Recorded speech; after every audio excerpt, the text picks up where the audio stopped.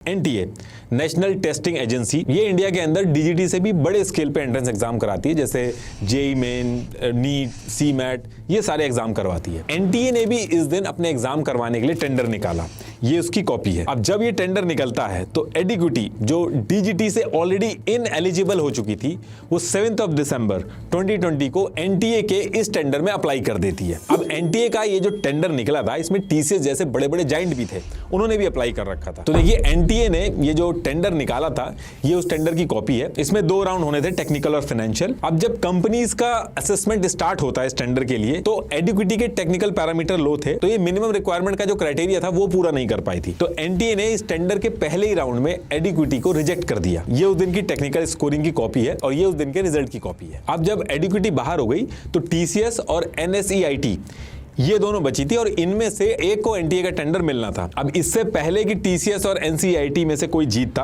Tender एडिक्विटी के बाहर होने के बाद कैंसिल कर दिया जाता है और फिर कैंसिल करने के 4 महीने बाद 29 अप्रैल 2021 को दोबारा से एनटीए टेंडर निकालती है। लेकिन इस बार जब एनटीए टेंडर निकालती है तो इस टेंडर के रूल को चेंज किया जाता है। कौन से रूल चेंज किए गए और उनका इंपैक्ट क्या हुआ वो भी बताता हूं मैं आपको। तो पहले जो एनटीए का टेंडर था 2020 वाला, जिसमें एडिक्विटी रिजेक्ट हो गई थी, उसमें यह था कि अगर किसी वेंडर कंपनी के आईटी स्टाफ की स्ट्रेंथ 500 से कम होती है तो उसको 0 मार्क्स मिलेंगे टेक्निकल राउंड में। अगर आप उस पुराने वाले टेंडर के पेज नंबर 38 के पॉइंट नंबर 1.1 पे जाएंगे तो उसके सामने 0 मेंशन है कि 0 मार्क्स मिलेंगे। अब एनटीए ने जो नया टेंडर लेके आया तो इसके पेज नंबर 38 के पॉइंट नंबर 1.1 में अगर आप देखेंगे तो इसको चेंज करके ये कर दिया गया है कि अगर वेंडर कंपनी की आईटी स्टाफ की स्ट्रेंथ 251 से ज्यादा है तो फुल मार्क्स यानी कि 8 मार्क्स मिलेंगे उसको। कई ऑडिटिंग वेबसाइट भी हैं, उन्होंने 7 अप्रैल 2024 तक की एडिक्विटी की एम्प्लॉय स्ट्रेंथ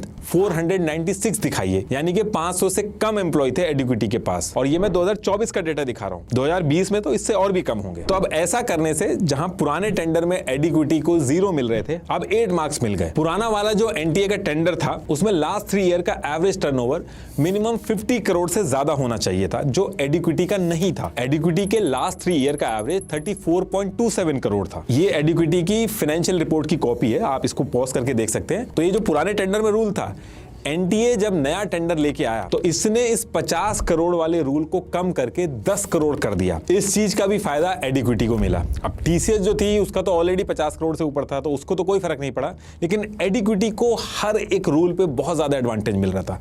पेज नंबर 38 के पॉइंट नंबर 3.1 पे ये चीज आपको मिल जाएगी। एनटीए के पहले वाले टेंडर में रूल था कि जो वेंडर कंपनी अप्लाई कर रही है उसने पास्ट में सिंगल शिफ्ट में 1 लाख से ज्यादा स्टूडेंट्स का कंप्यूटर बेस्ड टेस्ट करवाया हो। तो जब नया वाला टेंडर लेके आई एनटीए तो इसको चेंज करके 35,000 कर दिया गया। इसमें भी टीसीएस ने तो ऑलरेडी पुराने वाले क्राइटेरिया ही फुलफिल कर रखा था, इसमें भी फायदा एडिक्विटी को मिला। तो देखिए इस तरीके से कई सारे रूल्स चेंज किए गए। तो जो एडिक्विटी पुराने वाले टेंडर में ऑलरेडी रिजेक्ट हो चुकी थी पहले राउंड में, वो दोबारा से इस नए वाले टेंडर में अप्लाई करती है। एडिक्विटी और टीसीएस जितनी कंपनी थी, इनका असेसमेंट स्टार्ट होता है और 5 महीने बाद 23 नवंबर 2021 को एनटीए के इस नए टेंडर का रिजल्ट आता है। ये उस रिजल्ट की कॉपी है, एक बार पॉज करके आप देखिएगा इसको। तो जो एडिक्विटी एनटीए के सेम एग्जाम के टेंडर के लिए जो पहले आया था उसमें पहले ही राउंड में बाहर हो गई थी, वो रूल चेंज होने के बाद टेक्निकल राउंड क्लियर कर लेती है और फिर फाइनेंशियल राउंड में भी टीसीएस से कम बिड करके फाइनेंशियल राउंड भी जीत लेती है। कहने का मतलब ये है कि पुराने वाले टेंडर को कैंसिल करके, रूल चेंज करके